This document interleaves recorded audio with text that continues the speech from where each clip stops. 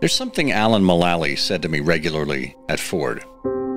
"It's an honor to serve," he would say. Particularly after a compliment about some success at Ford under his leadership. And he quickly followed that with, "To serve is to live." And the best leaders really capture the essence of servant leadership. They know that they exist because of customers, employees, and many other stakeholders. But if leaders serve primarily themselves, they're nothing more than gainfully employed narcissists. A boss thinks in terms of me, while a leader thinks of we. A boss will take credit or blame others, while a leader will give credit and shoulder the blame. A boss issues commands, while a leader asks and listens.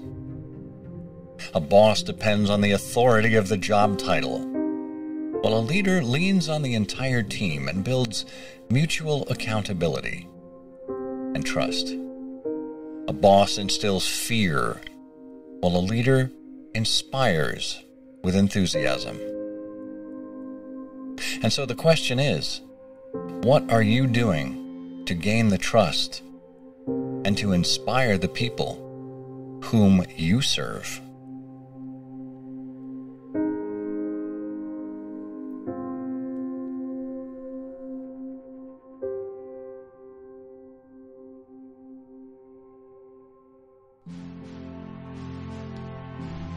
Have you ever admired a leader and wondered just what it is that makes her who she is?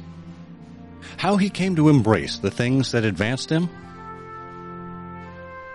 Welcome to Timeless Leadership, where we look at the principles that define success. This is a show for leaders at all stages of their careers who aspire to understand what it truly means to be a leader. And who is a leader? Dolly Parton said, "If your actions inspire others to dream more, learn more, do more, and become more, you are a leader."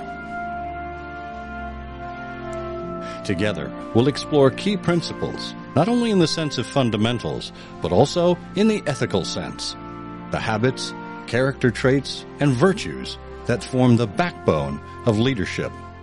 Principles that are just as relevant and essential in the 21st century as they were in the first century. This is Timeless Leadership. Well, hi, and welcome to Timeless Leadership, where we explore principles and virtues that accompany the most successful and admirable leaders. I'm your host, Scott Monty. I hope you will pick this up on whatever podcast player you prefer. You know, recently I've been trying one out called Good Pods. It's a wonderful app for podcast discovery, of sharing, and of building a community around the topics that move us. I'll have a link to it in the show notes, but you might find it of interest yourself. Also, I should note, on the weeks that we're not offering an episode of Timeless Leadership, I've got another podcast called Storytime, and I'm giving you a break because this show's just a 5-minute show, and you'll hear familiar names and events, but they're told from a much different perspective. And what it amounts to is an exercise in storytelling, and every good leader needs to be a good storyteller. And obviously, if you are not yet doing so, please subscribe to the Timeless and Timely newsletter, where I regularly write about leadership and communication as they intersect with history and literature. And if you'd like to get in touch, I would love to hear from you. Please email me at timeless@scottmonty.com. And if you've got any recommendations for people to whom I should speak, or events where people should hear from me, I'm all ears, so feel free to email me. Again, timeless@scottmonty.com. In this episode, we're talking with two legends in the leadership space, Ken Blanchard and Randy Conley, about simple truths of leadership. Ken Blanchard is one of the world's most influential leadership experts. He's co-author of more than 65 books, including the iconic 1 Minute Manager, with combined sales of over 23 million copies in 47 languages. In 2005, he was inducted into Amazon's Hall of Fame as one of the top 25 best-selling authors of all time. He's co-founder and chief spiritual officer of the Ken Blanchard Companies, a leading international training and consulting firm. Randy Conley is Vice President, Trust Practice Leader for the Ken Blanchard Companies. He's a founding member of the Alliance of Trustworthy Business Experts, and Inc.com named him a top 100 leadership speaker. Randy is a contributing author of 3 books, including Leading at a Higher Level with Ken Blanchard. And Randy's award-winning blog, Leading with Trust, has influenced over 4 million viewers since its inception in 2012. Ken and Randy, welcome to Timeless Leadership. Hello, Scott. Scott, good to be with you. I can't tell you what a thrill it is to have both of you here. I am a student of your work. I am a firm believer in servant leadership and the importance of trust. It's a lot of what I write about in the Timeless and Timely newsletter and what we talk about here on Timeless Leadership. So what's interesting to me, and we were talking about this a little before the show, is the confluence of both of your areas of expertise, of servant leadership and trust.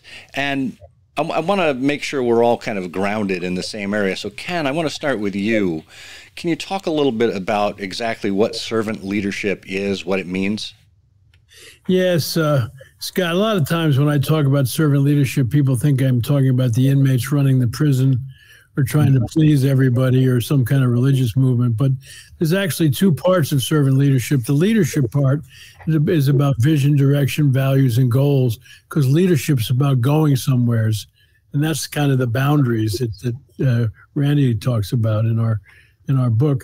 And then once the vision, direction, values are clear, now you turn the pyramid upside down and you get to the servant part of servant leadership, which your goal is to help people win, help them live according to the vision and the values and accomplish their goals. So it's a 2-part leadership and servant part. And it's one of our simple truths is it's the only way we know to get both great results and great relationships, because the results are focused on the leadership part, and then the servant part is on the relationships, and they go together. And when Randy and I started talking about it, is that a good servant leader builds trust with his people. And so trust and servant leadership go hand in hand, don't they, Randy? Yeah, and it's interesting as you describe it there, Ken, the 2 halves, the servant part, the leadership part.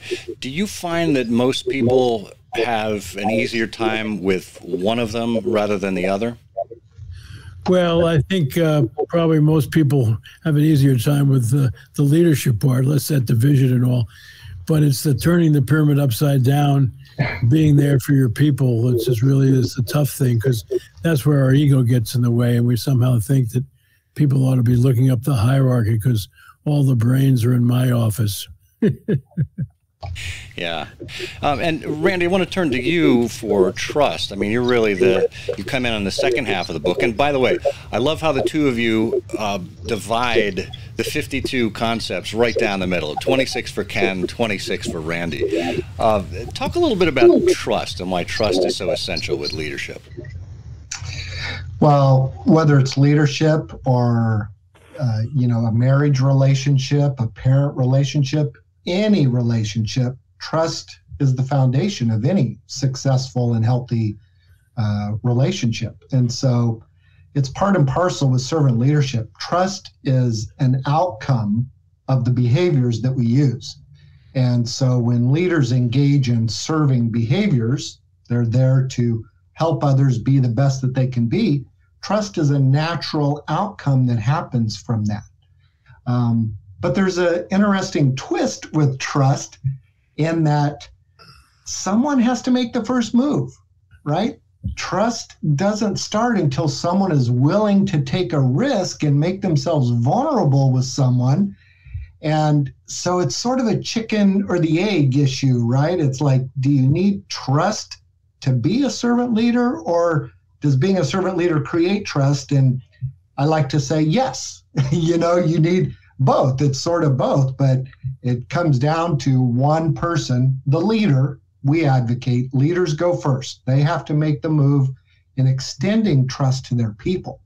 Because we've seen too many leaders think just by virtue of their title or position that, hey, you should trust me. I'm the leader, right?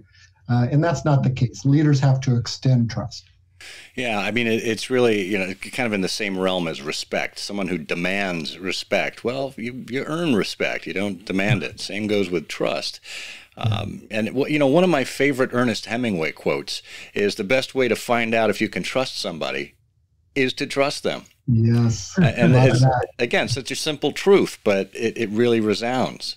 It is. And we include that. It's not one of our simple truths, but we talk about it in one of the truths that we mention. And it gets to that point of someone has to first extend trust. And until you do that, the other person doesn't have the opportunity to prove themselves trustworthy.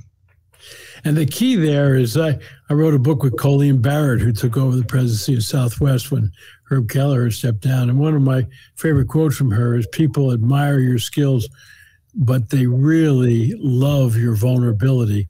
And the vulnerability is the ability to trust people, to also maybe admit you made a mistake. That's one of our simple truths. It's about apologizing and admitting you made a mistake. Yeah, this actually hits, Ken, on an observation I made as I was going through the book and going back through the book.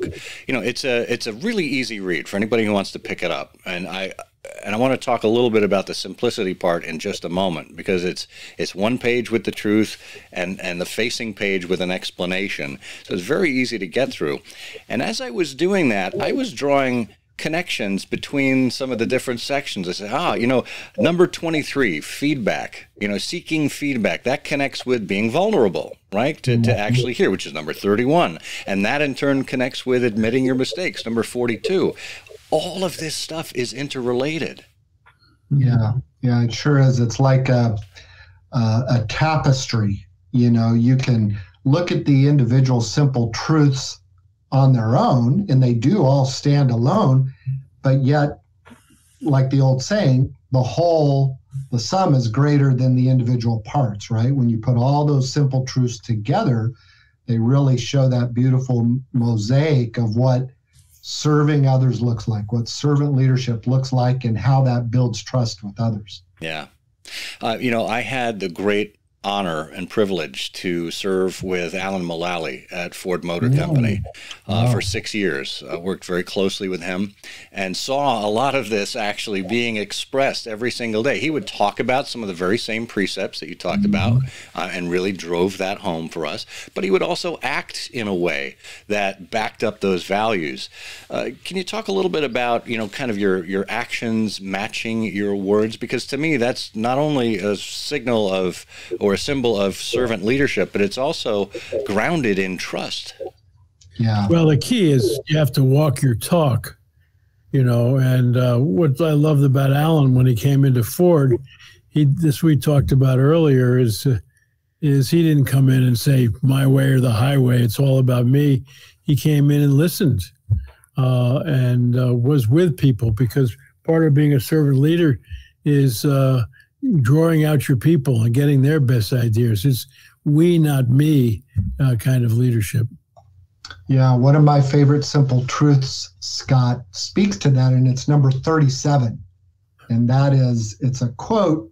We couldn't nail down the source. A lot of people attribute it to Oliver Wendell Holmes. But anyway, the quote is, your actions speak so loudly, I cannot hear what you're saying.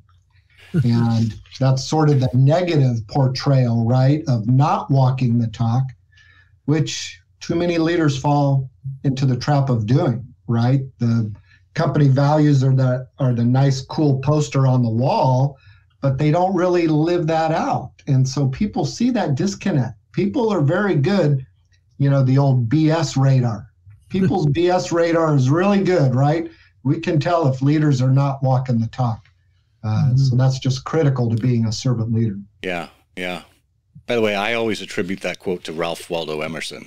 So, oh, yes, Ralph Waldo Emerson. Sorry. One of those three name guys, right? Yeah, one of those guys. But that's really the thing. I think a lot of people right now, we see the great resignation happening.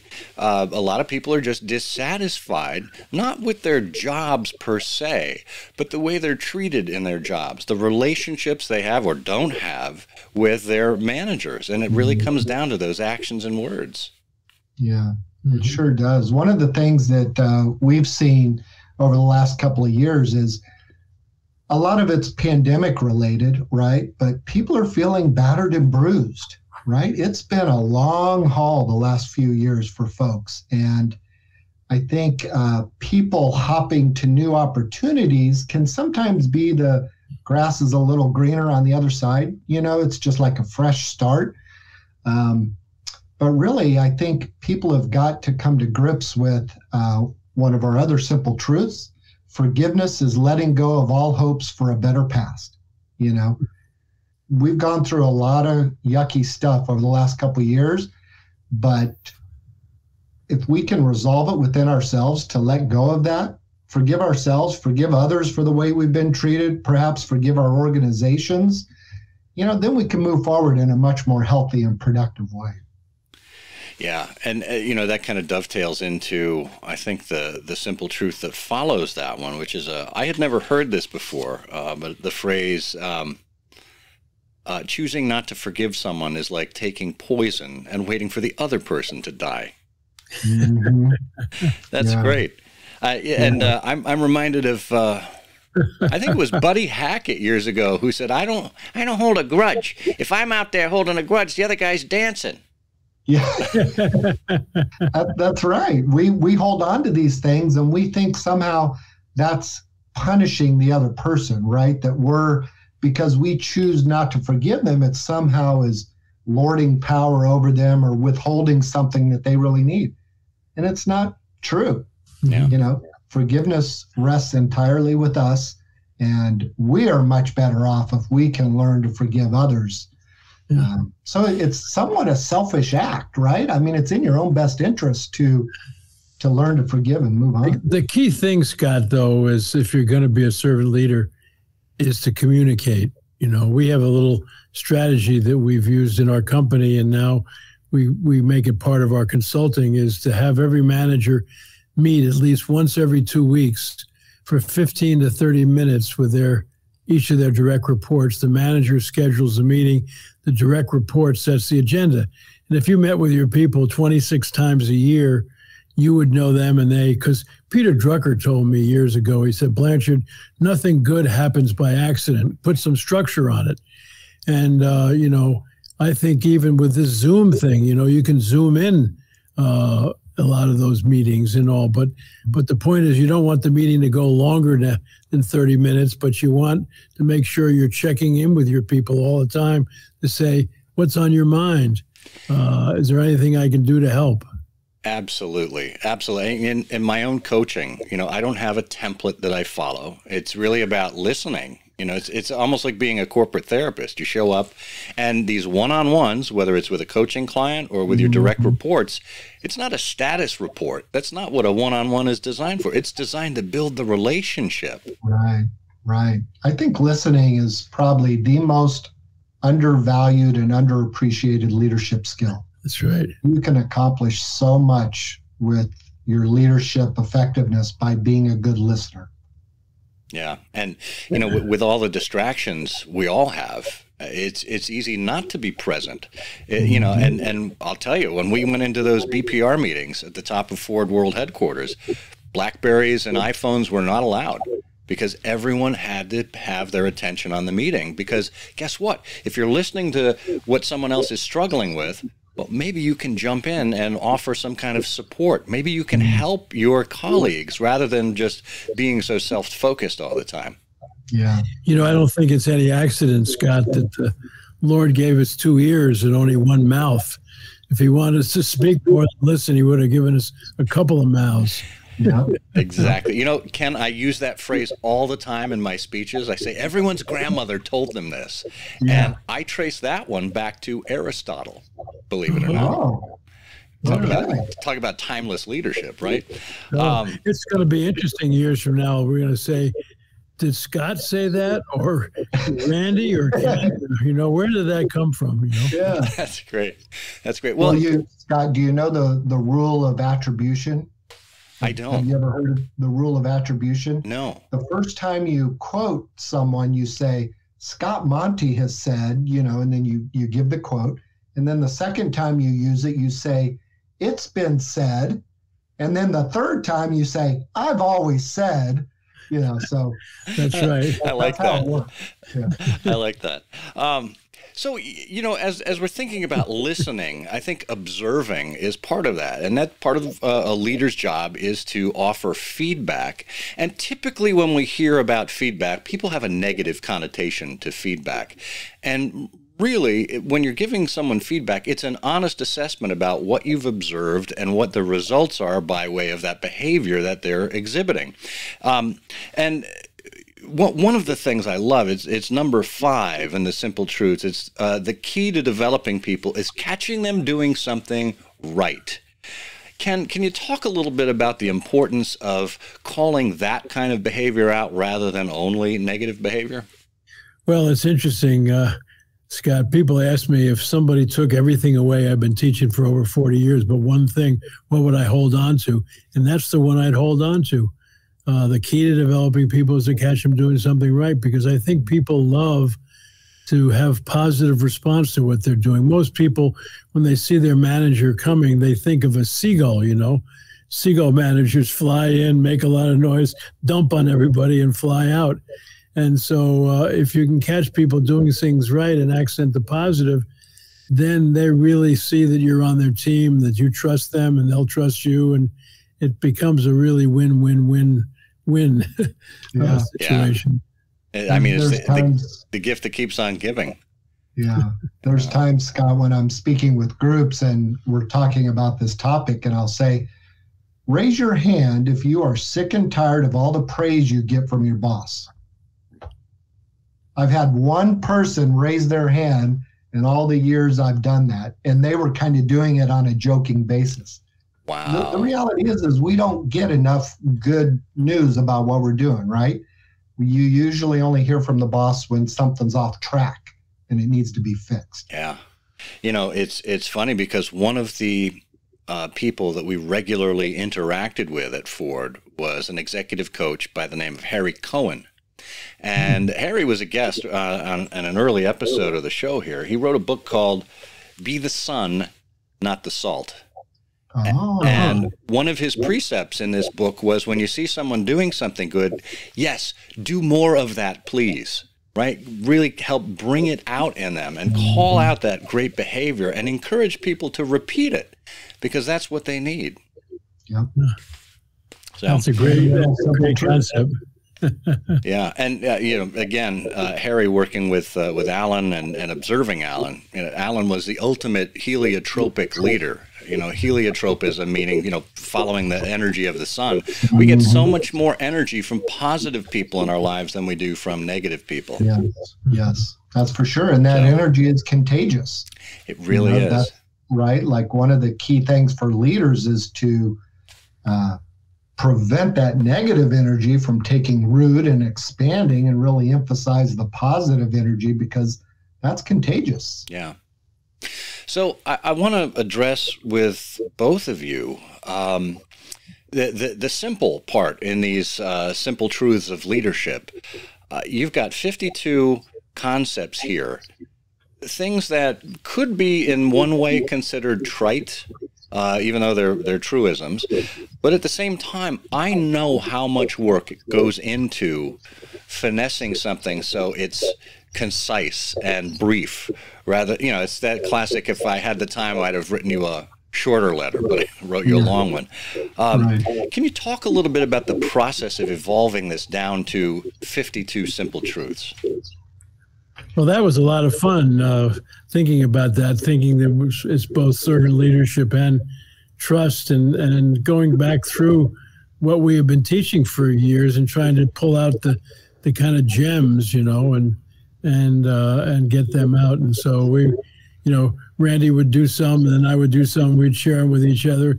You got any suggestions? And it was a good teamwork. I've written 65 books, but I've only written 2 by myself. One on golf, because so many people work with my golf game, and my spiritual journey, because I love to work with people. And so working with Randy has been great, where there's a give and take. We're both learning from each other, rather than bringing somebody on as a co-author and having them endorse everything you think, rather than 1 + 1 is greater than 2. Yeah, Scott, I think I was fortuitous in the sense that I've been writing my blog, Leading with Trust, for over 12 years. And so I, gotten into the routine of writing shorter size, blog size articles, right? Which came in really handy for this. But even as we were going through the writing process, our publisher challenged us. They came to us and said, see if you can get your descriptions of the simple truths down to just 300 words. And anyone who's spent any time writing, and I know you're familiar with this, it's hard, right? It's much easier to write long stuff and just go on and on. It's hard to really try to whittle things down to just their core essence. So as it relates to the book, I would encourage readers and leaders, simple does not always equal easy, right? Simple is straightforward, to the point, easily understood, but it can be really hard in practice. And so that's why we tried to outline just some key action steps. Follow these things to get started, and you'll start building that positive momentum and applying this simple truth, and that'll help you just further on down the road. So with every simple truth, we have a section on the opposite page that says making common sense, common practice, because talk is cheap, as my father used to say, but it takes money to buy whiskey. I mean, you gotta do something. I'll drink to that. Yeah. That's great. Well, and it's interesting too, that your initial title for the book was Duh. Why isn't common sense leadership common practice? Why didn't you go with that title? Well, the publisher felt that duh doesn't translate in a lot of other countries, so because this book has got great potential around the world. And so that's why we went with simple truths. Well, and that's the thing. I mean, these are simple truths. It is common sense. And of course, the whole trope is actually true. Not many people have common sense. It's not that common, right? I think the difficulty is taking this, understanding it, and then putting it into practice. And for any leader, that really takes work. I mean, you can stare at the page. You can stare at any one of these and go, yeah, I get it. But how... In your experience, how does a leader take some of these precepts and begin to start putting them to work on a regular basis? Well, I think what you don't do is do it to your people. But I think the ones where really are excited, they're sharing the book with their people. And some people are taking one simple truth a week, or maybe one section a week, and sort of say, okay, catching people doing things right. What does that mean to our relationship? How can we do that with each other? And they're getting great discussions around that, around all of the simple truths. Yeah, I'm a big fan of sort of leaders holding themselves publicly accountable, sort of making a public commitment and asking others to hold them accountable to their good intentions. And so we had one president of an organization share with us that he's emailing out in a weekly email a simple truth each week, sort of starting an email dialogue with his organization about that principle. I think, wow, that's awesome, right? Get it out there, get discussion going. Other leaders, we have a discussion guide in the back, 24 questions, where you could take every week or every other week in your regular staff meetings, ask people to read a couple of the simple truths, talk about how you're using them or not using them in your team. And so I think that mutual public accountability can go a long way to helping people follow through on their good intentions. Yeah, I like that a lot. I mean, in so many ways, this is really a handbook of building servant leadership and trust. Now, 52, great number, you know, as we all know from the old Wink Martindale song. It's 52 cards in a deck, 52 weeks in a year. So you can do this every week. Let me ask you this, because I would imagine part of this is a publisher's decision, but are there more than 52 simple truths to leadership? There's 53, but we had to eliminate it. No. I'm sure there probably are, but these were the key ones that kind of summarize what our company's been teaching for 40 years, and whether we want to do a follow-up one, that would really stretch us to come up with another 50. Yeah. Next year, Scott will come out with volume 2, the newly discovered additional 52 simple truths, you know, but actually it was, of course, there's more simple truths, right? And we actually started with less. We arrived at that number as we were working through the process with the publisher. At one point I said, would there be any value to like maybe making this a 52, you know, 52 weeks in a year, the old 52? Yeah, duh. And so that's, of course, where we shamelessly settled on 52. So it's one per week that you could focus on. It's fantastic. Your publishers must love you guys, no question. So I want to end on simple truth number 20, which it really fascinated me. You know, and this, it doesn't matter what religion you subscribe to. The concept here, and it comes from Corinthians 13:4-7, and it's the classic that everyone knows. Love is patient. Love is kind. It does not envy, does not boast, is not proud. It doesn't dishonor others. It's not self-seeking. It's not easily angered. It keeps no record of wrongs. Love does not delight in evil, but rejoices in the truth. It always protects, always trusts, always hopes, always perseveres. Ken, I know this kind of speaks to kind of your core truth, your mission as a leader. Can you talk a little bit about how this excerpt from the book of Corinthians is associated with leadership? Well, it's interesting. Jimmy Blanchard, he's not a relative, but I would like to have adopted him. He was the president for almost 30 years of Synovus, who won the best company to work for so often from Fortune that they asked him to stop applying, and they set up an honor roll. But what he did is he took these principles from this Corinthians quote and put it into a questionnaire, and at least twice a year he would give it out to his people and say, check on a 1 to 5, how am I doing on this particular principle? And we recommend that at the bottom of that. And it's a really powerful thing because, you know, we talked about feedback earlier. Rick Tate, who worked with us for years, said that feedback is the breakfast of champions, you know. And I think that having a process of taking these concepts of patience, kind, you know, and all of these kind of things and saying, how am I doing and what areas do I need to work on? And then coming back to your people and say, here's the feedback I got, you know, let's talk about it. What powerful stuff that Jimmy and his people did. And they, as they say, they were chosen so often the best company to work for. I think love is that dirty 4-letter word that a lot of people are afraid to use in the workplace, right? And that's a shame because really leadership is all about relationships. It's about people, right?